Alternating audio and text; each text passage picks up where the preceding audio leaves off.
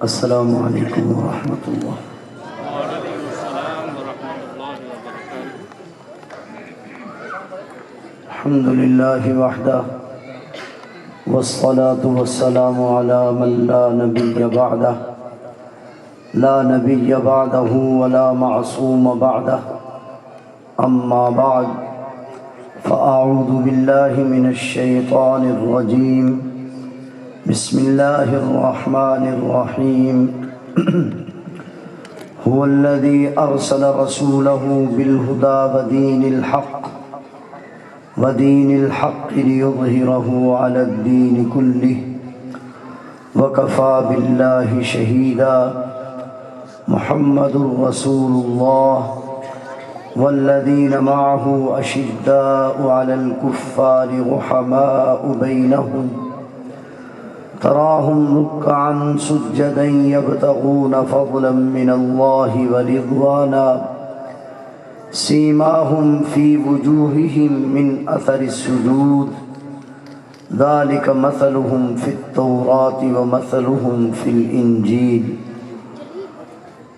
قال الله تبارك وتعالى: إنما يريد الله ليذهب عنكم الرجس أهل البيت ويطهركم تطهيرا۔ قال النبي صلى الله عليه وسلم: من يعش منكم يرى اختلافا كثيرا، فعليكم بسنتي وسنة الخلفاء الراشدين المهديين عضوا عليها بالنواجذ۔ قال النبي صلى الله عليه وسلم: الله الله في أصحابي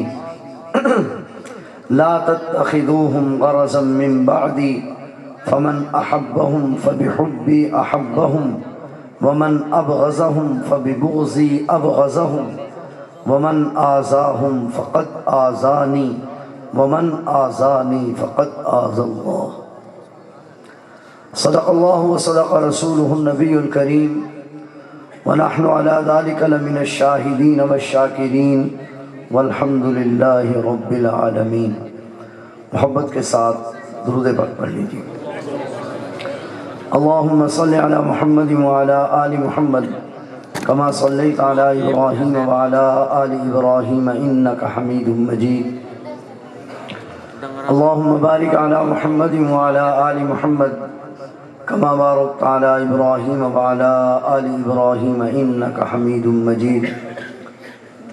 قابل تعظیم و تکریم معزز علماء کرام، معزز حاضرین مجلس محترم، معزز بزرگوں، دوستوں، عزیز نوجوان ساتھیوں، سن رہی ہوں تو قابل قدر ماؤں، بہنوں، بیٹیوں، برادر مکرم و محترم قاری عبید اللہ صاحب دامت برکاتہم کے حکم پر آج آپ کی خدمت میں حاضری کا موقع ملا ہے۔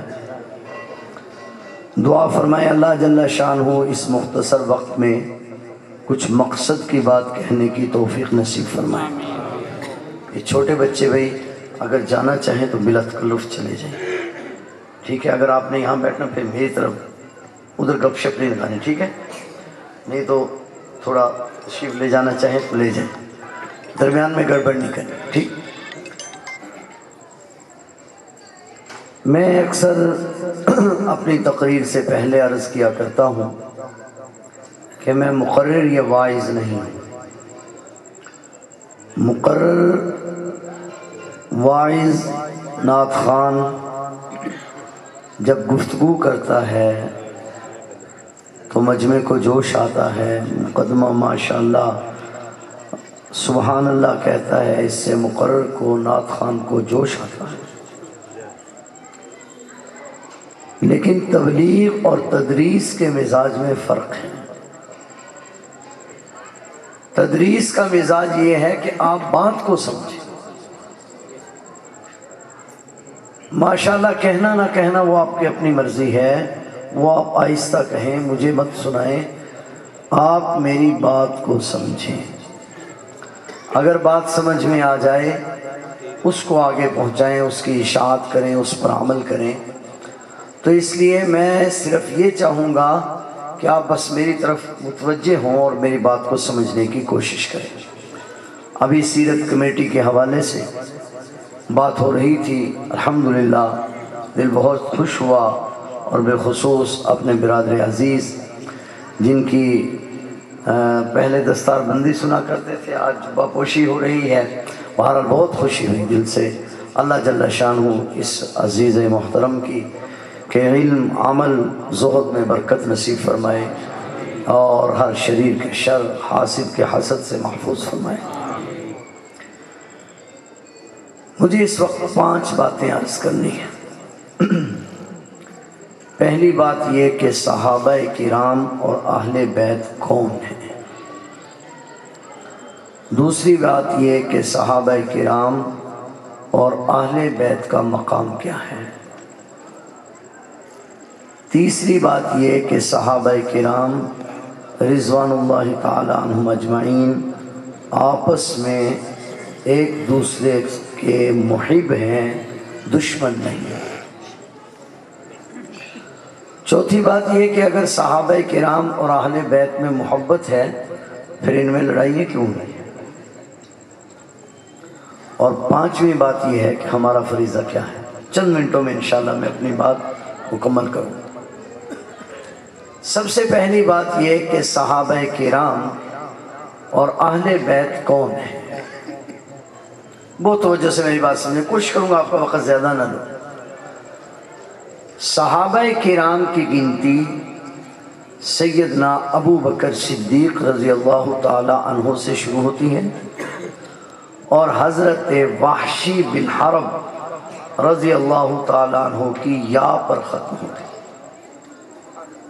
کئی دفعہ پہلے بھی شاید میں نے یہ بات عرض کی ہے، بعض ساتھی جذبات میں کہہ دیتے ہیں حضرت ابو بکر صدیق کی الف سے لے کر علی کی یا تک نہیں بھائی، یہ خلافت راشدہ ہے۔ صحابیت کی گنتی مرتبے اور مقام کے اعتبار سے اول صحابی سیدنا ابو بکر صدیق رضی اللہ تعالیٰ عنہ ہے، اور مرتبے اور مقام کے اعتبار سے آخری صحابی حضرت وحشی بن حرب رضی اللہ تعالیٰ عنہ ہے۔ اور ابو بکر صدیق تو ایک ایسا شخص ہے، یوں کہیے کہ دین کی اکائی ہے۔ اور میں اکثر کہا کرتا ہوں کہ میں کیونکہ حدیث کا بھی ایک ادنا سا طالب علم ہوں، کہ ہمارے ہاں محدثین کے 3 طبقے ہیں۔ ایک وہ طبقہ ہے جب وہ احادیث لکھتے ہیں، اس کو ذرا سادہ کر دیں، ایک وہ طبقہ ہے جب وہ احادیث لکھتے ہیں تو سب سے پہلی حدیث اس آدمی کی لکھتے ہیں حروف تہجی کے اعتبار سے جس کا نام الف سے شروع ہوتا ہے۔ اور ایک طبقہ وہ ہے پھر با، پھر تا، سا، اس طرح۔ دوسرا طبقہ وہ ہے جب اپنی کتابوں میں احادیث لکھتے ہیں تو سب سے پہلے اس آدمی کی حدیث لاتے ہیں جو ایمان لانے میں سب سے پہلے ہے۔ اور تیسرا طبقہ وہ ہے جب وہ احادیث اپنی کتاب میں لکھتے ہیں تو وہ مقام کا لحاظ کرتے ہیں کہ صحابہ کرام کی جماعت میں جس کا مقام سب سے زیادہ ہے، پھر دوسرے نمبر، پھر تیسرا نمبر۔ مگر ابو بکر عجیب ہے، جنہوں نے حروف تہجی کا اعتبار کیا ان میں بھی ابو بکر پہلے ہے، جنہوں نے مقام ایمان کا اعتبار کیا ان میں بھی ابو بکر پہلے ہے، اور جنہوں نے مقام کا اعتبار کیا ان میں بھی ابو بکر پہلے ہے۔ صحابہ کرام کی جو گنتی ہے وہ کہاں سے شروع ہوتی ہے؟ ابو بکر کی الف سے۔ ابو بکر کی الف سے ختم کہاں ہوتی ہے؟ حضرت وحشی بن حرب کی یا۔ اور اہل بیت کی گنتی شروع ہوتی ہے ازواج مطہرات سے۔ حضور علیہ السلام کی جو بیوی ہیں، حرم ہیں، یہاں سے اہل بیت کی گنتی شروع ہوتی ہے اور ختم ہوتی ہے دامادان پیغمبر پر۔ بہت بات کو سمجھنا ہے، تھوڑا سا مشکل ٹاپک ہے۔ شروع کہاں سے ہوتی ہے؟ ازواج مطہرات سے، اور جا کر ختم کہاں ہوتی ہے؟ دامادوں پر۔ ہمارے حضرت قاری قیام الدین صاحب دامت برکاتہم نے اس حوالے سے ایک کتاب بھی لکھی ہے اہل بیت کے عنوان پر، محبت اہل بیت۔ اس میں بھی یہ بات مولانا عبدہو نے نقل کی ہے کہ حضور علیہ السلام کے داماد بھی اہل بیت ہیں۔ آگے چل کے ذکر کروں تو ذرا بات کو سمجھیں۔ صحابہ کرام کی گنتی ابو بکر کی الف سے شروع ہو کر حضرت وحشی کی یا پر ختم ہوتی ہے۔ اہل بیت کہاں سے شروع ہوتی ہیں؟ ازواج مطہرات سے۔ یہاں ایک بات سمجھ لیں، قرآن کریم کی سورت مبارکہ ہے انا اعطیناک الکوثر۔ یہ سورت کس وقت نازل ہوئی؟ حضور نبی کریم صلی اللہ علیہ وسلم کے ایک صاحبزادے ہیں حضرت ابراہیم رضی اللہ تعالیٰ عنہ۔ یہ حضرت ماریہ قبطیہ کے وطن سے ہیں۔ حضرت ابراہیم 1.5 سال کی عمر میں ان کا انتقال ہوا۔ جب ان کا انتقال ہو گیا تو مشرکین نے، یہاں کے لوگوں نے یہ کہنا شروع کیا نعوذ باللہ ثم نعوذ باللہ کہ حضور علیہ السلام ابتر ہیں۔ ابتر کا معنی ہوتا ہے جس کی نسل باقی نہ رہے۔ تو اللہ تبارک و تعالیٰ نے یہ سورت مبارکہ نازل فرمائی، انا اعطیناک الکوثر۔ پیغمبر ہم نے اولاد لے لی ہے اور کوثر دے دی۔ بہت توجہ، اولاد لے لی اور کوثر عطا کر دی، دے دی۔ کوثر کیا ہے؟ کوثر کے محدثین نے 70 معنی کیے ہیں۔ کوثر کا ایک معنی جماعت صحابہ ہے۔ بہت توجہ سے کہ پیغمبر اولاد ہم نے لے لی اور بدلے میں جماعت۔ لوگ کہتے ہیں نام مٹ جائے گا، اولاد، بہت توجہ میری طرف، اولاد لے لی بدلے میں، بولو ذرا بھئی، تقریر میں کر رہا ہوں بابا، میری طرف توجہ کرو، میں نے مسئلہ سمجھانا ہے۔ اولاد لے لی، جماعت دے دی۔ میں اکابر علماء کی توجہ چاہوں گا۔ اولاد میں نے لے لی اور جماعت میں نے فَصَلِّ لِرَبِّكَ وَانْحَرْ، آپ نماز پڑھیے اور قربانی کیجئے۔ اپنی زبان میں، اپنے لہجے میں بات کرنا چاہوں گا۔ پیغمبر، جماعت، ہم نے اولاد لے لی، جماعت دے دی، آپ نماز روزہ کیجئے۔ ان شانیہ کا هو الابتر۔ اب وقت بتلائے گا کہ دشمن مٹے گا یا آپ مٹے گا، دشمن جانے اور ہم جانے۔ بے شک بے شک۔ ان شانیہ کا هو الابتر، یہ وقت بتلائے گا کہ ابتر کون ہے۔ آج کہیں ابو جہل کی نسل ہے؟ نہیں کہیں ابو لہب کی نسل ہے؟ نہیں۔ ہم نے اولاد دے دی ہے، کوثر عطا کر دیا ہے، جماعت صحابہ دے دی۔ تو اس کے تحت ایک بات کہنا چاہتا ہوں، جماعت صحابہ کا انتخاب ہو یا جماعت اہل بیت کا انتخاب، یہ اللہ کا انتخاب ہے، ہمارا نہیں۔ بے شک بے شک۔ یہ انتخاب کس کا ہے؟ یہ اللہ تعالیٰ کا ہے۔ تو اللہ تبارک و تعالیٰ نے اہل بیت کرام کو حضور علیہ السلام کے حرم کے لیے چنا ہے۔ یہ انتخاب اللہ کا ہے۔ میں یوں کہا کرتا ہوں کہ یہ جو ازواج مطہرات ہیں یہ ہماری مائیں ہیں۔ ایک میری اور آپ کی وہ ماں ہے جس کے قدموں کے نیچے میری اور آپ کی جنت ہے، اور ایک وہ ماں ہے جس کے قدموں کے نیچے پوری امت کی جنت ہے۔ اگر اس ماں کی توہین جائز نہیں جس کے نیچے ایک انسان کی، ایک گھر کے افراد کی جنت ہے، تو جس ماں کے قدموں کے نیچے کل کائنات کے لوگوں کی جنت ہے، اس کی توہین کیسے جائز ہو سکتی؟ اور اگر آپ کی تھوڑی سی توجہ ہو تو کتابوں میں ایک عجیب بات لکھی ہے کہ جو فرعون تھا اس کی بیوی تھی آسیہ. آسیہ کا نکاح نہیں ہوا تھا فرعون سے، یہ بدبخت زبردستی اس نے نکاح رچایا تھا. تو سیدہ آسیہ حسین بہت تھی، مگر آپ فرعون کو اپنے جسم کو ہاتھ نہیں لگانے دیتے تھے، جس کی سزا کے طور پر فرعون نے سیدہ آسیہ کو دیوار میں گاڑ دیا تھا. علماء نے ایک عجیب بات لکھی ہے، کہا آسیہ کے جسم کو فرعون کیوں نہیں چھو سکا؟ کہا اس لیے کہ بعض روایات میں یہ آتا ہے کہ یہ جو بی بی آسیہ ہے جنت میں اس کا نکاح حضرت محمد رسول اللہ صلی اللہ علیہ وسلم سے ہونا ہے. تو نبی پاک ہے تو نبی کا جسم بھی پاک ہے، نبی کا بستر بھی. ہن لباس لکم وانتم لباس لہن. تو کیونکہ ان کا نکاح حضور علیہ السلام سے ہونا ہے تو اللہ نے ان کو پاک رکھا. تو میرے علماء، میرے عزیز، میرے بچے بیٹھے ہیں، میرے اکابر بیٹھے ہیں، تو میں کیا یہ جسارت کر سکتا ہوں کہ جس کا نکاح ابھی ہوا نہیں، ہونا ہے، ہونا بھی اگلے جہان جا کر ہے، اگر میرا رب اس کی حفاظت کر رہا ہے تو جس کا نکاح ہو چکا ہے، جو حضور کے حرم میں آ چکی ہے، اس کی حفاظت کیوں نہیں کرے گا؟ میری بات کچھ سمجھ میں آ رہی ہے؟ تو پاک نبی کا پاک لباس، پاک نبی کی پاک ازواج، حضور علیہ السلام پاک ہیں، آپ کا لباس بھی. ہن لباس لکم وانتم لباس لہم. تو ازواج مطہرات سے گنتی شروع ہوتی ہے، اور بعض نے یہ کہا کہ یہ گنتی حضرت عباس سے شروع ہوتی ہے رضی اللہ تعالیٰ.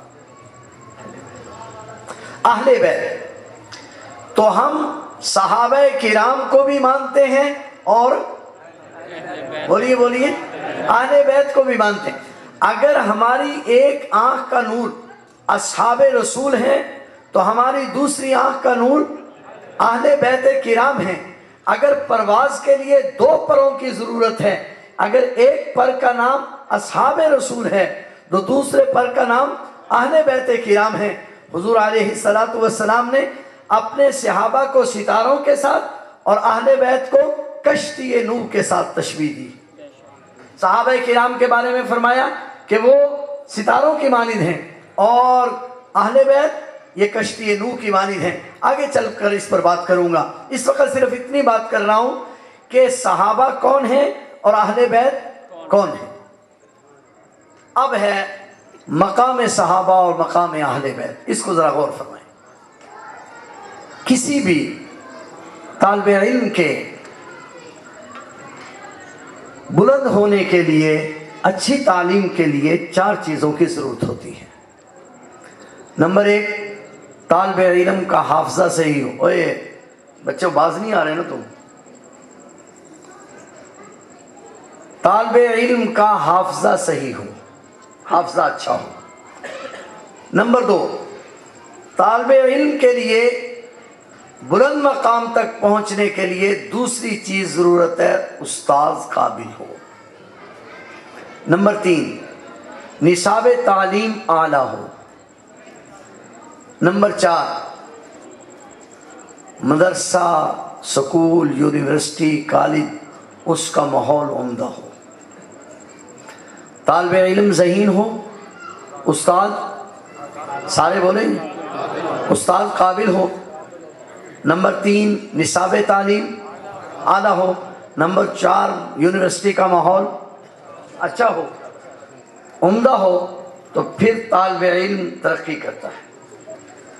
اب طالب علم ہیں 1,24,000 یا 44,000 صحابہ. اب پہلا سوال یہ ہے کہ طلباء کا ذہن کیسا ہے توجہ. میں نے ایک بات کہی تھی، میں ساتھ ساتھ امتحان بھی ہونا ہے آپ کا. میں نے ایک بات کہی تھی کہ صحابہ کی گنتی شروع کہاں سے ہوتی ہے؟ ابو بکر صدیق کے علی سے. ختم کہاں ہوتی ہے؟ وحشی بن حرب.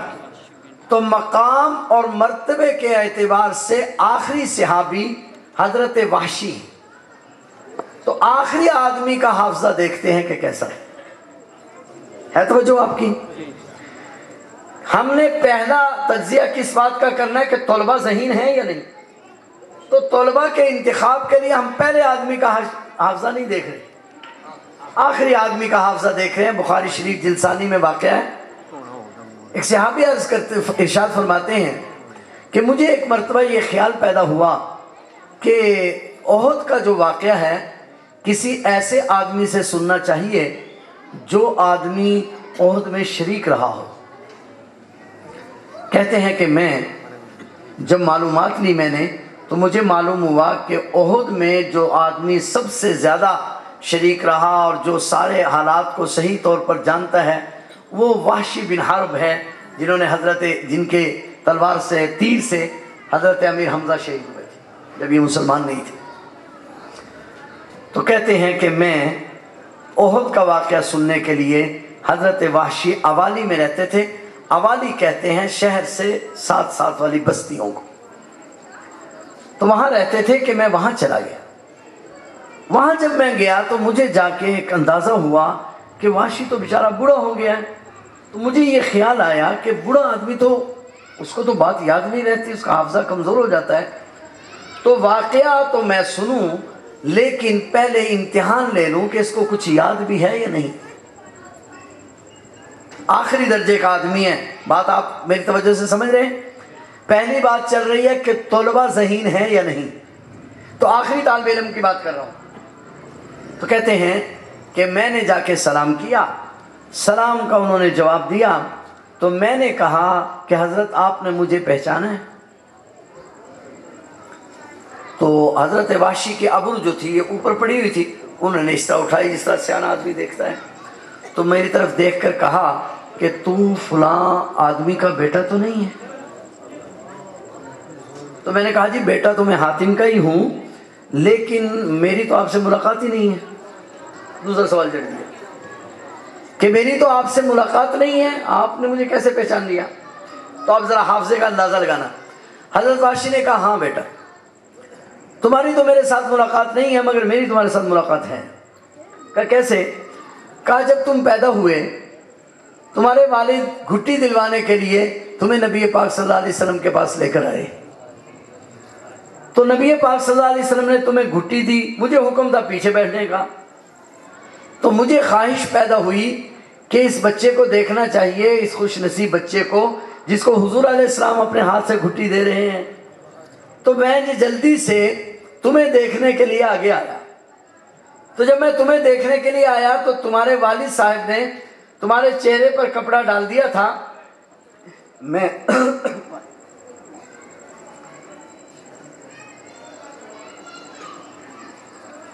میں تمہارا چہرہ تو نہیں دیکھ سکا، البتہ میں نے تمہارے پاؤں دیکھے تھے. تو آج میں نے پہچان لیا کہ یہ وہی بچہ ہے. سبحان اللہ. اندازہ لگا رہے ہیں آپ حافظے کا؟ جب آخری آدمی کا حافظہ یہ ہے، کہاں بچپن کا پاؤں اور کہاں جوانی بڑھاپے کا پاؤں. تو جب آخری آدمی کا حافظہ یہ ہے تو اول درجے کے آدمی کا حافظہ کیا ہوگا؟ دوسری بات کیا تھی؟ دوسری شرط کیا تھی طالب علم کے قابل بننے کے لیے؟ استاد قابل ہو. یاد ہے کچھ بات؟ یا آپ جاگ کر بیٹھیں آخری وقت تک ورنہ مسئلہ گڑبڑ ہو جائے گا.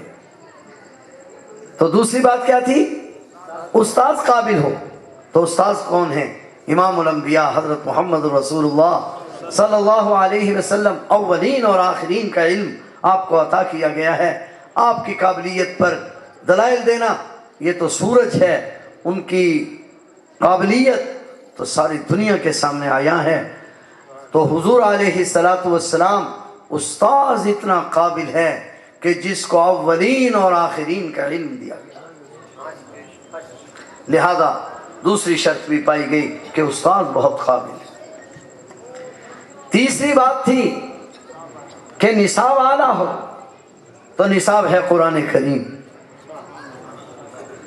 تو نصاب ایسا اعلیٰ ہے کہ ایسی کتاب ہے کہ اس جیسی کوئی کتاب پہلے دنیا میں نازل نہیں ہوئی. تو نصاب بھی بہت اعلیٰ ہے. اور چوتھی چیز کیا تھی؟ ماحول اچھا ہو. تو حضور علیہ الصلوۃ والسلام کی مجلس مبارک ہے، بیت اللہ کا ماحول ہے، مسجد نبوی کا ماحول ہے، لہذا ماحول بھی بولیے نا ذرا، ماحول بھی بہت اعلیٰ ہے۔ آج بھی جب ہم لوگ حج کے لیے یا عمرہ کے لیے جاتے ہیں تو کسی حاجی کو پکڑیے، ابھی حضرت مولانا صاحب بھی عمرہ کر کے تشریف لائے ہیں، کسی عمرہ والے کو پکڑیے اور پوچھئے کہ جب آپ سیڑھیاں اتر کر مطاف میں چلے جاتے ہیں تو کیا کسی چیز کا خیال باقی رہ جاتا ہے؟ میں کہا کرتا ہوں خدا کی قسم، جنہوں نے بیت اللہ کو دیکھا نہیں وہ ترستے ہیں، اور جو دیکھ لیں وہ تڑپتے ہیں، پھر رہا نہیں جاتے۔ ایسا ہے یا نہیں بھائی؟ جو ایک بار بیت اللہ کو دیکھ لے پھر وہ تڑپتا ہے، اس سے رہا نہیں جاتا۔ اور رات کو تو ایسے بیت اللہ ہوتا ہے، انسان کا دل چاہتا ہے کہ بس بیت اللہ ہو اور میں ہوں، تو بے خود ہو جاتا ہے انسان۔ ایسا ہوتا ہے یا نہیں؟ اب غور فرمائیے، جب بیت اللہ کا ماحول یہ ہے، اور بیت اللہ، میری بات ذرا توجہ سے سمجھنا، کتابوں میں لکھا ہے کہ ساری دنیا بیت اللہ کو دیکھنے کو ترستی ہے، اور بیت اللہ نبوت کو دیکھنے کو ترستا ہے۔ کتابوں میں لکھا ہے کہ حضرت سلیمان علیہ السلام ایک مرتبہ بیت اللہ کے قریب سے گزرے، کہیں آپ کا تبلیغ کا ایک سلسلہ تھا، غدوہا شہر و رواحہا شہر، ایک مہینے کا سفر آپ کا صبح کرتا تھا، ایک مہینے کا سفر شام کو کرتا تھا۔ تو کہیں سے گزرے تو اتفاق سے بیت اللہ کے طواف کو اس مرتبہ نہ آ سکے، تو بیت اللہ نے اللہ سے فریاد کی، اللہ آپ کے ایک نبی آئے تھے اور وہ میرے طواف کو نہیں آئے۔ تو اللہ نے کہا بیت اللہ تسلی رکھ، میں ایک ایسی جماعت پیدا کرنے والا ہوں، ایک ایسی امت بھیجنے والا ہوں کہ وہ تجھے دیکھنے کو اس طرح ترسیں گے جس طرح ماں اپنے لخت جگر کو دیکھنے کو ترستی۔ تو میں عرض کر رہا تھا کہ ساری دنیا بیت اللہ کو دیکھنے کو ترستی ہے اور بیت اللہ نبوت کو دیکھنے کو ترستا ہے، تو بتلائیے جب بیت اللہ کے دامن میں انسان کی یہ کیفیت ہو جاتی ہے تو حضور کے دامن میں کیا کیفیت ہوتی ہوگی؟ تو ماحول بھی بہت اعلیٰ ہے۔ ماحول مل گیا، طلباء کرام تیار ہو گئے، 23 سال میں جماعت تیار ہوئی۔ جب 23 سال میں جماعت تیار ہو گئی تو اچھا اور قابل استاذ جو ہوتا ہے اس کی خواہش ہوتی ہے کہ امتحان دلواؤں بچوں کا، اور ایسا استاذ ہو جو مجھ سے بڑا ہو، جو مجھ سے بھی قابل ہو۔ تو حضور سے بڑا تو دنیا میں کوئی تھا نہیں، حضور سے بڑا نہ کوئی آیا ہے نہ کوئی آئے گا، تو حضور سے بڑے تو بس اللہ ہی ہیں۔ بعد از خدا بزرگ توئی قصہ مختصر، لا يمکن الثناء کما کان حقہ، بعد از خدا بزرگ توئی قصہ مختصر، بس حضور سے بڑا تو اللہ ہی ہے۔ تو حضور علیہ السلام نے جماعت پیش کر دی امتحان کے لیے۔ امتحان کس نے لینا ہے؟ سارے بولو ذرا، امتحان کس نے لینا ہے؟ امتحان لینا ہے اللہ نے،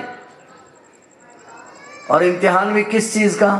ہاتھوں کا نہیں، زبان کا نہیں، آنکھوں کا نہیں، دل کا، جس پر کسی کا کنٹرول بھی نہیں۔ امتحان لینا ہے، امتحان بھی دل کا۔ تو اللہ نے کہا میں نے امتحان لینا ہے، لیجئے امتحان۔ کہا امتحان دلوں کا لوں گا، اللہ ٹھیک ہے، مگر امتحان ہوگا کہاں؟ امتحان گاہ کیسی ہوگی؟ گرمی کا موسم ہے، اے سی ویسی بھی ہوگا نہیں، بیٹھنے کی جگہ بھی ہوگی کہ نہیں ہوگی؟ کہا امتحان تو لوں گا مگر خبیب کو دیکھتے ہوئے شعلوں پر ڈال کر۔ امتحان تو کہا لوں گا مگر زنیرہ کی آنکھیں نکلوا کے، امتحان تو لوں گا سمیہ کے جسم کے ٹکڑے کروا کے، کہا امتحان تو لوں گا بلال کو تپتی ہوئی ریت پہ لٹا کے، امتحان تو لوں گا مگر صحابہ کو تیل کے جلتے ہوئے کڑاہوں میں ڈال. پھر امتحان لیا. ہے توجہ؟ بڑا سخت امتحان. جسم کے ٹکڑے کروا کے تیل کے جلتے ہوئے کڑاہوں میں ڈلوا کے خبیب کو جلتے ہوئے شعلوں پر ڈال کر صحابہ کرام کے جسموں میں میخیں گڑوا کے اللہ نے امتحان لیا. امتحان لینے کے بعد خالق کائنات نے کہا اولئک الذین امتحن اللہ قلوبہم للتقوی. میں نے ان کے دلوں کو پاکیزہ پایا ہے. بہت توجہ. یا ایھا الناس، اے لوگو، انا خلقناکم من ذکر و انثی، ہم نے تمہیں ایک مرد اور عورت سے پیدا کیا ہے. وجعلناکم شعوبا وقبائل، ہم نے تم کو کنب اور قبیلوں میں تقسیم کیا ہے. لتعارفوا، اس لیے کہ ایک دوسرے کو پہچان سکو. ان اکرمکم عند اللہ اتقاکم، مگر ہمارے نزدیک مقام اس کا زیادہ ہے جس کا تقوی زیادہ ہے. ساری کائنات تقوی کے پیچھے ہے، تقوی صحابہ کے پیچھے. وَأَلْزَمَهُمْ كَلِمَةَ التَّقْوَى، ہم نے صحابہ کو تقوی لازم کر دیا ہے. جس طرح سورج نکلے اور دن نہ ہو یہ نہیں ہو سکتا، صحابی ہو اور تقوی نہ ہو یہ نہیں ہو سکتا. قلوبہم للتقوی، ہم نے ان کے دلوں کو پاکیزہ پایا ہے. امتحان لے لیا. اللہ رزلٹ کیا ہے؟ کہا رضی اللہ. رزلٹ کیا ہے؟ بہت توجہ چاہوں گا. کیا ہے رزلٹ؟ رضی اللہ. ورضو نہیں ابھی بات کر رہا. کہا رزلٹ کیا ہے؟ رضی اللہ. رضی اللہ کیا ہے؟ حدیث میں آتا ہے جب جنتی جنت میں چلے جائیں گے، جہنمی جہنم میں چلے جائیں گے، تو اللہ تعالیٰ اہل جنت سے پوچھیں گے کوئی خواہش ہے؟ اہل جنت کہیں گے کوئی خواہش نہیں. پھر دوبارہ، پھر تیسری مرتبہ. جب تیسری مرتبہ کہیں گے کہ کوئی خواہش نہیں، تو اللہ فرمائیں گے رضی اللہ. کاش آپ میری بات سنیں. تو تیسری مرتبہ کیا فرمائیں گے؟ رضی اللہ. جو ہی اللہ فرمائیں گے نا رضی اللہ، تو جنت میں کوہرام مچ جائے گا. اللہ کہیں گے تمہیں کیا ہو؟ اہل جنت کہیں گے اللہ تیری کبریائی کی قسم ہے، تیری پوری جنت میں وہ لذت نہیں جو تیرے رضی اللہ کہنے میں. یہ مقام عالم کو، زاہد کو، متقی کو، غوث کو، کتب کو ساری دنیا کے بعد ملے گا. یعنی ولی کی، غوث کی، کتب کی، ابدال کی جہاں انتہا ہے، صحابی کی وہاں ابتدا. ہر صحابی نبی جنتی جنتی، ہر صحابی نبی جنتی جنتی. بات کچھ سمجھ میں آ رہی ہے؟ کہا رضی اللہ. میں راضی ہو گیا ہوں. یا اللہ آپ تو راضی ہو گئے، لیکن جن کو شعلوں پر لٹایا، جن کے کیمے کروائے، جن کو تیل کے کڑاہوں میں تلوایا، ان کی کیفیت کیا تھی؟ رب کہتے ہیں وَرَضُوا عَنْهُ، وہ اس حالت میں بھی مجھ سے راضی تھے. اور وَرَضُوا عَنْهُ کو علماء نے ایک عجیب طرز سے بیان کیا. وَرَضُوا عَنْهُ، جاگ رہے ہو؟ حدیث میں آتا ہے کہ جب سیدنا صدیق اکبر رضی اللہ تعالیٰ عنہ نے سارا مال لٹا دیا اور گھر میں ایک ٹاٹ کا لباس تھا وہ پہن لیا، پہن کر جو حضور علیہ السلام کی خدمت میں پہنچے، محدثین نے بڑا عجیب استدلال کیا ہے. حال احوال ہوا، پوچھا، کہا بس اللہ اور اس کے رسول کو چھوڑ کر آیا ہوں. تو اچانک جبرائیل علیہ السلام بھی آ گئے. انہوں نے بھی وہی ٹاٹ کا لباس پہنا ہوا ہے. جبرائیل یہ کیا ہے؟ یا رسول اللہ ذرا اوپر دیکھے. حضور علیہ السلام نے اوپر دیکھا تو نورانیوں نے بھی ٹاٹ کا لباس پہنا ہوا. جبرائیل یہ کیا ہے؟ یا رسول اللہ صلی اللہ علیہ وسلم آپ کے اس عاشق کی یہ ادا آج رب کو اتنی پسند آئی کہ تمام نورانیوں کو کہا کہ تم ٹاٹ کا لباس پہنو. صرف اس پر بس نہیں. یا رسول اللہ صلی اللہ علیہ وسلم، اللہ تعالیٰ فرماتے ہیں کہ ابو بکر صدیق کو میرا سلام کہہ دیجئے. حدیث میں آتا ہے جب جبرائیل علیہ السلام نے سلام دیا اور حضور علیہ السلام نے حضرت ابو بکر صدیق سے کہا تو ابو بکر صدیق رضی اللہ تعالیٰ نے پوچھا کیا اللہ نے میرا نام لیا تھا؟ کہا ہاں اللہ نے تیرا نام لیا تھا. بہت توجہ چاہوں گا، کتابوں میں یہ بھی لکھا ہے کہ ابو بکر کو میرا سلام کہنا اور کہنا کہ اس حال میں مجھ سے راضی ہے یا نہیں. کاش آپ جملے کی نزاکت کو سمجھیں. مجھ سے راضی ہے یا نہیں، یعنی اول تاخر ساری دنیا اللہ کی رضا ڈھونڈتی ہے اور اس مقام پر رب کائنات صدیق کی رضا ڈھونڈتی ہے.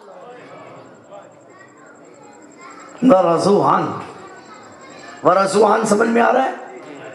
کہا میں راضی ہو گیا. اور جب ممتحن راضی ہو جائے پھر انعام بھی دیا کرتا ہے. اب باری آئی انعام کی. جاگ رہے ہیں آپ؟ بھاگ تو نہیں رہے ایسا ایسا. اب باری آئی کس کی؟ انعام کی. صحابہ کرام انعام لینے کے لیے حاضر ہو گئے. ہے توجہ؟ انعام لیا جاتا ہے ہاتھ میں. صحابہ کرام نے ہاتھ پھیلائے، اب ہمیں انعام دیجئے. خلاق عالم نے کیا کیا؟ لقد رضی اللہ عن المؤمنین اذ یبایعونک تحت الشجرۃ فعلم ما فی قلوبہم فانزل السکینۃ علیہم واثابہم فتحا قریبا. کہا میں راضی ہو گیا. پھر کہا ید اللہ، لقد رضی اللہ اذ یبایعونک، جب وہ آپ سے بیعت کر رہے تھے. اسی موقع پر دوسرا کلام آیا ید اللہ فوق، بولیے بولیے. صحابہ نے جو ہاتھ آگے کیا تو رب نے ان کے ہاتھ پہ اپنا ہاتھ رکھ دیا. انعام عجیب تھا. ان کے ہاتھ پہ یہ کیا ہوا؟ امام مالک رحمہ اللہ تعالیٰ کے ایک تحریے سے مناظرہ ہو گیا. دلائل میں فیصلہ نہ ہو سکا. فیصلہ یہ کیا گیا کہ آگ جلاتے ہیں، آگ میں دونوں چھلانگ لگاتے ہیں. چنانچہ امام مالک نے داہریہ کہتے ہیں رب کے منکر کو، اس کا ہاتھ پکڑا اور ہاتھ پکڑ کر آگ میں کود گئے. اب عجیب اتفاق ہوا کہ آگ نہ امام مالک کو چھوتی ہے نہ اس کو چھوتی ہے. پہلے سے بھی زیادہ مسئلہ مشکل ہو گیا. تھوڑی دیر تو امام مالک دیکھتے رہے، پھر آسمان کی طرف نظر اٹھائی. اللہ تیری کیا حکمت ہے، مجھے سمجھ میں نہیں آ رہی. تیرا قرآن بھی سچا ہے، تیرے محبوب کا فرمان بھی سچا ہے، یہ داریہ بے ایمان جھوٹا ہے. یا اللہ فیصلہ فرما، دنیا پریشان ہے، لوگوں کے ایمان کا مسئلہ ہے.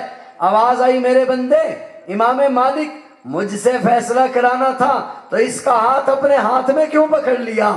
اس کا ہاتھ چھوڑ، پھر میری قدرت کا تماشا دیکھ. میری غیرت گوارا نہیں کر رہی کہ ہاتھ تو تیرے ہاتھ میں ہو اور اس کو آگ لگ جائے. لکھا امام مالک نے ہاتھ چھوڑا، وہ جل کے راکھ ہو گیا. دنیا نے سمجھ لیا، بات سمجھ میں آ گئی. میں کہنا یہ چاہتا ہوں، ارے جس کا ہاتھ پہ امام مالک کا ہاتھ آ جائے آگ اس کو نہیں چھوتی، اور جس کے ہاتھ پہ رب کا ہاتھ آ جائے. اہل بیت، کیونکہ وقت بہت ہو گیا. دوسری جماعت کون سی ہے؟ اہل بیت. صحابہ کے بارے میں ایک بات اور بہت توجہ سے. قاری طیب صاحب رحمۃ اللہ علیہ، میرے پاس اپنی کوئی بات نہیں، میں بڑوں کی باتیں سے نقل کر رہا ہوں. میری کوئی تحقیق نہیں، میں بڑوں کی تحقیق پیش کر رہا ہوں. تو چھاپا فروش ہیں، آواز لگا رہے ہیں، بس تحقیق کرنے والے کر گئے. قاری طیب صاحب نے ایک عجیب بات لکھی کہ صحابہ کون ہے؟ کہا حضور علیہ السلام ہیں سورج. حضور کیا ہیں؟ بہت توجہ. حضور کیا ہیں؟ صحابہ کرام ہیں فضا. سورج کی روشنی سب سے پہلے فضا پہ پڑتی ہے. ہم یہ جو دیکھتے ہیں نا آسمان کی طرف، یہ فضا ہے نا ساری. ہمیں یہ جو نیلا رنگ نظر آتا ہے یہ آسمان کا رنگ نہیں ہے، یہ فضا کا رنگ. ٹھیک ہے؟ تو یہ فضا ہے. تو قاری طیب صاحب لکھتے ہیں کہ صحابہ حضور علیہ السلام سورج اور صحابہ فضا ہے. اور سورج جب نکلتا ہے نا تو سورج کی کرنیں سب سے پہلے فضا پہ پڑتی، پھر فضا ان کرنوں کو اپنے اندر لے لیتی ہے اور فضا اپنے کو مٹاتی چلی جاتی ہے. وہ کرنیں ظاہر ہوتے ہوتے اتنی ظاہر ہو جاتی ہیں کہ اب فضا کا رنگ بیچ میں سے ختم ہو جاتا ہے، سورج براہ راست نظر آنے لگتا ہے تو جو کیا نظر آنے لگتا ہے؟ سورج. حالانکہ درمیان میں کیا ہے؟ فضا. تو وہ فضا جو ہے نظر، فضا نے اپنے آپ کو مٹا دیا اور فضا پہ رنگ چڑھ گیا سورج کا. اب دیکھتے فضا کو ہیں نظر، سارے توجہ سے دیکھتے کس کو ہیں؟ فضا کو. ہم تو فضا میں ہی دیکھ سکتے ہیں نا. دیکھتے فضا کو ہیں نظر سورج آتا ہے. تو قاری طیب صاحب لکھتے ہیں صحابہ کرام فضا ہیں. صحابہ کرام نے سورج کی کرنیں لی اور اپنے اندر ان کو اس طرح سمویا کہ اب دیکھتے تو ہم ابو بکر کو ہیں مگر صداقت محمد کریم کی نظر آتی. دیکھتے تو ہم فاروق اعظم کو ہیں مگر عدالت، دیکھتے تو ہم فاروق اعظم کو ہیں مگر عدالت محمد کریم کی نظر آتی ہے. دیکھتے تو ہم عثمان غنی کو ہیں مگر سخاوت محمد کریم کی نظر آتی ہے. دیکھتے تو ہم علی المرتضیٰ کو ہیں، شجاعت محمد کریم کی نظر آتی ہے. دیکھتے ہم صحابہ کو ہیں، ہر صحابی حضور کی تصویر نظر آتی ہے. بات کچھ سمجھ میں آ رہی ہے؟ اہل بیت. حضور علیہ السلام نے فرمایا میرے صحابہ اہل بیت کی مانی تھی، میرے اہل بیت کشتی نوح کی مانی تھی. کشتی نوح کیا ہے؟ جس وقت حضرت نوح علیہ السلام کو اللہ نے حکم دیا کشتی بنائیے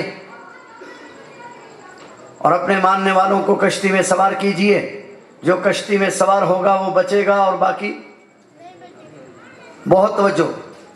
صحابہ کرام کو فرمایا ستارے ہیں، اہل بیت کو کیا فرمایا؟ ہاں جی بہت توجہ. کیا ہے؟ کشتی نوح ہے.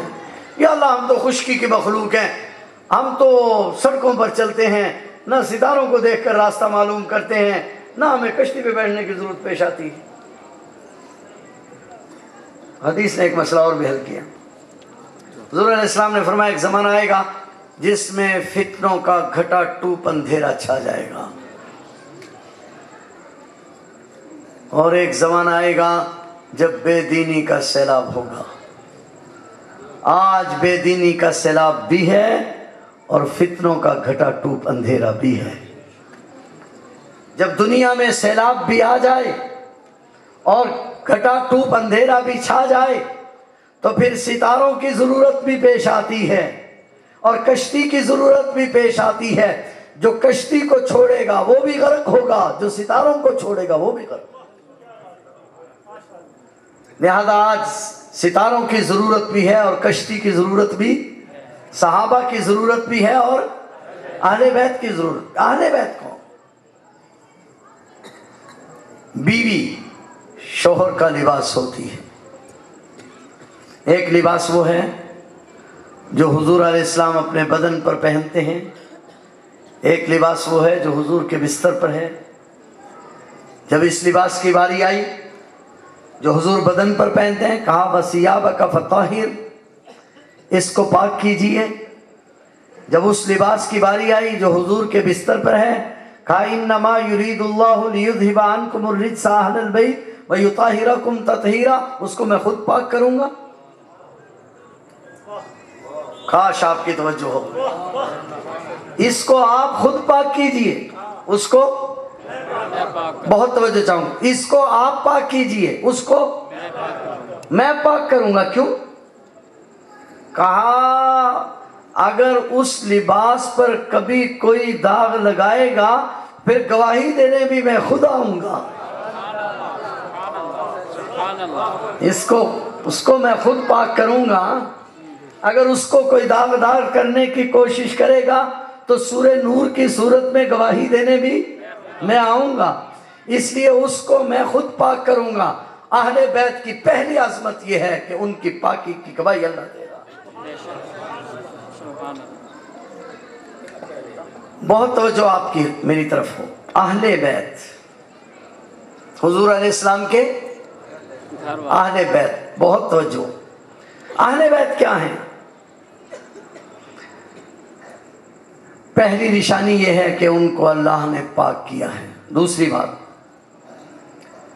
اہل بیت کی دوسری عظمت یہ ہے کہ جس طرح حضور علیہ السلام کی محبت امت پر فرض ہے، اہل بیت کی محبت بھی امت پر فرض ہے۔ جیسا کہ حدیث میں آ رہا ہے، لا یؤمن احدکم حتی اکون احب الیہ من والدہ وولدہ والناس اجمعین۔ تم میں سے کوئی شخص اس وقت تک مومن نہیں ہو سکتا جب تک اس کو میری محبت اپنی جان، اولاد، والدین سب سے زیادہ نہ ہو جائے۔ حضرت عباس رضی اللہ تعالیٰ عنہ، کون؟ عباس رضی اللہ تعالیٰ عنہ۔ میں تقریر نہیں، میں تو سبق پڑھانا چاہ رہا ہوں، اللہ کرے کچھ بات سمجھ میں آ جائے۔ حضرت عباس رضی اللہ تعالیٰ عنہ حضور علیہ السلام کے چچا،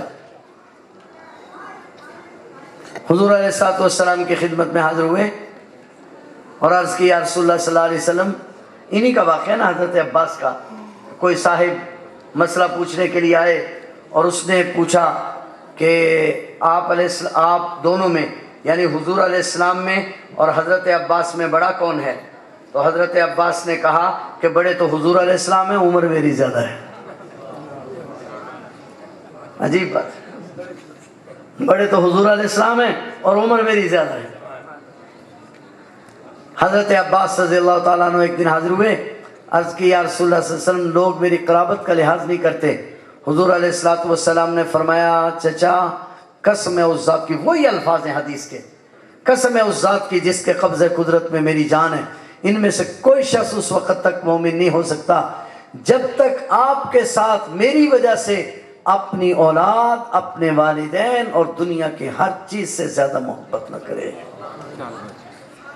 دوسری بات یہ ہے کہ اللہ تبارک و تعالیٰ نے اہل بیت کی محبت میں پوری امت کو حکم دیا گیا ہے کہ حضور علیہ السلام کے ساتھ جس طرح محبت ہے اسی طرح اہل بیت کی محبت ہے۔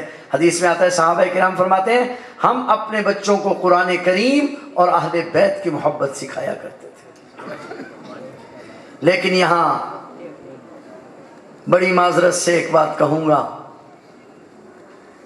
کہ اہل کسا، چادر کے نیچے آنے والے، وہ اہل بیت کا ایک جز ہے، کل اہل بیت نا۔ کاش آپ سمجھیں، اہل بیت میں ازواج مطہرات ہیں، پھر کچھ لوگ وہ ہیں جن کو اہل کسا، چادر کے نیچے حضور علیہ السلام نے بٹھایا اور کہا، اللہم ہؤلاء اہل بیتی، یا اللہ ان کو بھی میرے اہل بیت میں شامل فرما۔ تو آج ان اہل بیت کا ذکر کرنا اور باقی اہل بیت کو نکال دینا، یہ اہل بیت کی محبت کی دلیل نہیں ہے۔ سمجھ رہے ہیں بات یا نہیں سمجھ رہے؟ تو تیسری علامت بیان کر کے پھر اس پر کچھ بات عرض کروں گا۔ اہل بیت کی تیسری عظمت، اللہ جل شانہ نے پوری انسانیت کو حکم فرمایا، ان اللہ و ملائکتہ یصلون علی النبی یا ایہا الذین آمنوا صلوا علیہ وسلموا تسلیما۔ ایک بار درود شریف پڑھ لیجئے، اللہم صلی علی سیدنا و مولانا محمد وعلی آل سیدنا و مولانا محمد وبارک وسلم۔ تو درود و سلام پڑھنے کا حکم دیا گیا ہے۔ بہقی شریف میں روایت ہے، نبی پاک صلی اللہ علیہ وسلم نے فرمایا، اس شخص کی نماز نہیں جس شخص نے نماز میں مجھ پر درود نہیں پڑھا، اور اس شخص کا درود نہیں جس میں میرے اہل بیت کا ذکر نہ آیا۔ سبحان اللہ، سبحان اللہ۔ اس شخص کی نماز نہیں جس نے مجھ پر درود نہیں پڑھا، اور اس شخص کا درود نہیں جس نے درود تو پڑھا اور میرے اہل بیت کا ذکر۔ ہم حضور کے اہل بیت کے ماننے والے ہیں، اللہم صلی علی محمد وعلی آل محمد. ہماری تو نماز اس وقت تک مکمل نہیں ہوتی جس وقت تک اہل بیت کا ذکر نہیں ہو. تو لہذا ہم صحابہ کو بھی ماننے والے ہیں اور اہل بیت کو بھی. میں یہاں ایک لفظ کا اضافہ کیا کرتا ہوں، صحابہ کرام کو بھی سب کو مانتے ہیں اور اہل بیت کو بھی سب کو مانتے ہیں. اب اہل بیت نمبر 1 ازواج مطہرات، نمبر 2 نبی پاک صلی اللہ علیہ وسلم کی اولاد، نمبر 3 وہ لوگ جو اہل کسا ہیں، چادر کے نیچے آنے والے ہیں، نمبر 4 جن پر صدقہ حرام ہے، نمبر 5 وہ جو دامادان پیغمبر ہیں. تو اس اعتبار سے جس طرح حضرت علی اہل بیت میں شامل ہیں، اس طرح حضرت ابو العاص بھی. اہل بیت میں شامل ہے. بولو ابو العاص بھی. کون ہے ابو العاص؟ حضور علیہ السلام کی پہلی بیٹی، نام سیدہ زینب. ہم اہل بیت کو سب کو مانتے ہیں. آپ ذرا غور فرمائیے، آج کل ایک بہروپی آیا ہوا ہے، سمجھنے والے میرا اشارہ سمجھیں. ایک بہروپی آیا ہوا ہے، اہل بیت کا دم بھرتا ہے. اہل بیت کا ماننے والا اس کو نہیں کہتے جو اہل بیت کے چند افراد کو مانے. اہل بیت کا ماننے والا وہ ہے جو سب اہل بیت کو مانے. اور یہ جو بہروپیہ ہے، اس کو بہروپیہ اس لیے کہہ رہا ہوں کہ یہ ایسا ظالم شخص ہے کہ ادھر رضی اللہ بھی کہتا رہے گا، ادھر علیہم السلام بھی کہتا رہے گا، ادھر توہین بھی کرتا رہے گا. ماشاءاللہ باران رحمت بھی شروع ہو گئی. سبحان اللہ. ادھر اہل بیت بھی کہے گا. تو یہ اہل بیت کا ماننے والا نہیں بلکہ اہل بیت کا دشمن ہے. اگر اہل بیت کا دشمن نہیں تو بتلاؤ آج تک اس کی زبان پر باقی 3 بیٹیوں کا تذکرہ آیا ہے؟ اولاد کا تذکرہ آیا ہے؟ حضور علیہ السلام کی بیٹیاں کتنی؟ بولیے سب. حضور علیہ السلام کی بیٹیاں کتنی؟ نواسے اور نواسی ہیں. یہی تو مسئلہ بننا ہے. حضور علیہ السلام کے نواسے اور نواسیاں 8. ہم سارے اہل بیت کے ماننے والے ہیں. پہلی بیٹی کا نام جلدی جلدی کیجئے. بیٹی کا نام زینب. نکاح کس سے ہوا؟ ابو العاص سے. 2 بچے پیدا ہوئے. ایک امامہ بنت ابی العاص حضور کی نواسی، اور ایک بیٹا علی بن ابو العاص. ہے توجہ؟ یہ جو امامہ ہے کون ہے معلوم ہے؟ جانتا ہے کوئی امامہ کو؟ جانتا ہے کوئی زینب کو؟ سیدہ زینب جب پیدا ہوئی اور سیدہ خدیجہ نے حضور علیہ السلام کے پاس بھیجا تو حضور علیہ السلام نے سیدہ زینب کو دیکھا اور زینب کو دیکھ کر فرمایا، خدیجہ کیا یہ ہاتھ محمد کریم کے ہاتھوں کے مشابہ نہیں ہے؟ سیدہ زینب. حضور علیہ السلام نے سیدہ فاطمہ کو افضل کہا اور سیدہ زینب کو خیر کہا. سیدہ زینب کو خیر کہا، سیدہ فاطمہ کو افضل کہا. ڈاکٹر علامہ خالد محمود لکھتے ہیں افضل اور خیر میں کیا فرق ہے؟ کہا افضل اور خیر میں فرق یہ ہے، خیر اس کو کہتے ہیں جو دوسروں تک متعدی ہو، افضل ہو جو وہ ہے جو اپنی ذات میں اعلیٰ ہو. سیدہ فاطمہ اپنی ذات میں اعلیٰ ہے اور حضرت سیدہ زینب کو خیر کہا اس لیے کہ ان کی وجہ سے ابو العاص کو ایمان نصیب ہوا، اس لیے وہ خیر بناتی، یہ افضل بناتی ہے. تو حضرت زینب حضور علیہ السلام کی پہلی بیٹی ہیں. کتنے بچے پیدا ہوئے؟ 2. امامہ بنت ابی العاص. یہ امامہ وہ ہے جس کو اٹھا کر حضور تہجد کی نماز پڑھا کرتے تھے. بخاری شریف میں. ابو علی بن ابو العاص 2 ہو گئے. دوسری بیٹی کا نام سیدہ رقیہ. نکاح کس سے ہوا؟ حضرت عثمان غنی سے. کتنے بچے پیدا ہوئے؟ 1. عبید اللہ 5 سال کی عمر میں فوت ہو گئے. تیسری بیٹی کا نام ام کلثوم. کوئی اولاد نہیں. نکاح حضرت عثمان غنی سے. نمبر 4. چوتھی بیٹی کا نام سیدہ فاطمہ. سیدہ فاطمہ کے کتنے بچے ہیں؟ 5. حسن، حسین، محسن، ام کلثوم، زینب، ٹھیک ہے؟ تو کل کتنے ہو گئے؟ تو ہم سارے اہل بیت کو مانتے ہیں۔ بس ایک بات اور سمجھ لیجئے، میرا خیال بارش آ رہی، ذرا توجہ سے سمجھیے ایک بات، صحابہ اور اہل بیت باقی قرض، صحابیت کمال ہے اور اہل بیت شرف ہے۔ صحابیت کمال ہے اور اہل بیت شرف ہے۔ یوں سمجھ لیجئے، اللہ نے جب خلافت دینی تھی تو اللہ کے ہاں بھی دو طبقے تھے، ایک انسان اور ایک فرشتے۔ فرشتوں کو شرف حاصل تھا کہ عرش کو اٹھا رہے ہیں، جنت میں بیٹھے ہیں، لا یعصون اللہ ما امرهم ویفعلون ما یؤمرون، پلک جھپکنے کی بھی مقدار بھی اس کی نافرمانی نہیں کرتے۔ مگر انسان کو کمال حاصل تھا کہ انسان ہوتے ہوئے، گناہ کی طاقت ہوتے ہوئے ایسے ایسے لوگ گزرے کہ فرشتوں کو ان کا صغیرہ گناہ بھی لکھنے کو نہ ملا۔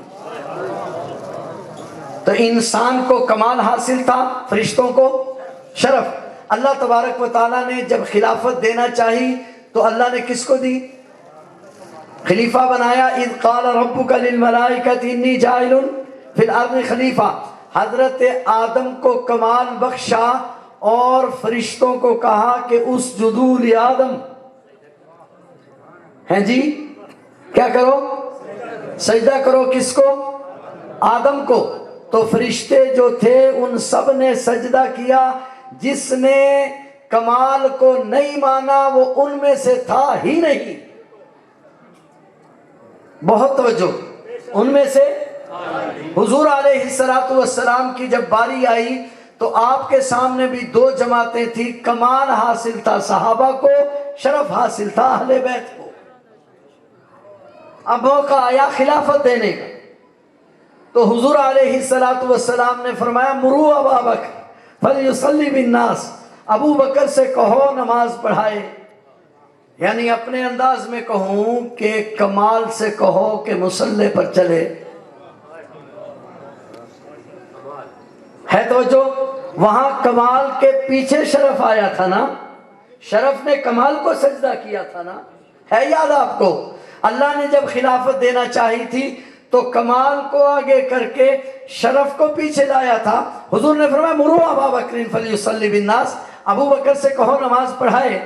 ابو بکر نماز پڑھانے کے لیے گئے۔ میں اپنے انداز میں کہنا چاہتا ہوں، ابو بکر سے کہو نماز پڑھائے، میں ذرا شرافت کو لے کے آتا ہوں۔ حضور نے ایک ہاتھ حضرت عباس کے کندھے پہ رکھا اور دوسرا ہاتھ حضرت علی کے کندھے پہ رکھا، ابو بکر کو مصلی پر کھڑا کیا کہ کمال مصلی پر جائے، میں شرف کو لے کر آتا ہوں کہ کمال کے پیچھے جھک جائے۔ بات کچھ سمجھ میں آ رہی ہے؟ میں ذرا کمال کو، شرف کو لے کے آتا ہوں۔ چنانچہ ایسا ہی ہوا کہ کمال نے نماز پڑھائی اور شرف نے پیچھے۔ تو شرف جو تھا اس نے نماز پڑھ لی، یعنی اس نے ابو بکر کی امامت کو مان لیا۔ جس نے آدم کی امامت کو نہیں مانا تھا وہ ان میں سے تھا ہی نہیں، جس نے ابو بکر کی امامت کو نہیں مانا وہ شرف میں سے تھا ہی نہیں۔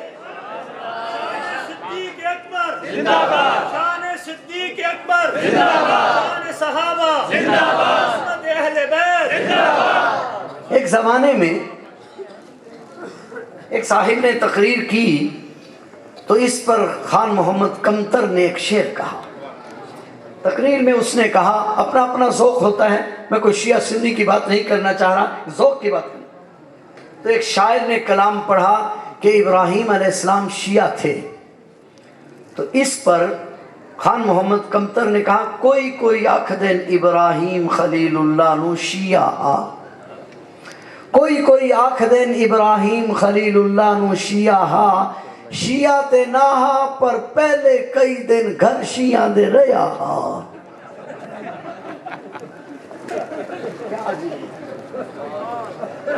شیعہ تے ناہا پر پہلے کئی دن گھر شیعہ دے ریا ہا۔ جنہوں نے ابو بکر کی خلافت کو نہیں مانا وہ شرف میں تھے ہی نہیں، اس لیے جس نے سجدہ نہیں کیا وہ اہل شرف میں سے تھا نہیں، ان کے ساتھ رہتا تھا۔ رہنے سے بات نہیں بنے گی، ان میں سے ہونے سے بات بنے گی۔ جو اہل شرف میں تھے وہ وہاں بھی پیچھے تھے، یہاں بھی پیچھے آ گئے۔ یا زندہ صحبت باقی۔ آخر اللہم لک الحمد ولک الشکر، الحمدللہ رب العالمین، والصلاة والسلام على سید الانبیاء والمرسلین۔ ربنا آتنا فی الدنیا حسنہ وفی الآخرة حسنة وقنا عذاب النار۔ اللہم احسن عاقبتنا فی الامور کلہا واجرنا من خزي الدنيا وعذاب الآخرة، صلی اللہ تعالی علی خیر خلقہ محمد وآلہ وسلم۔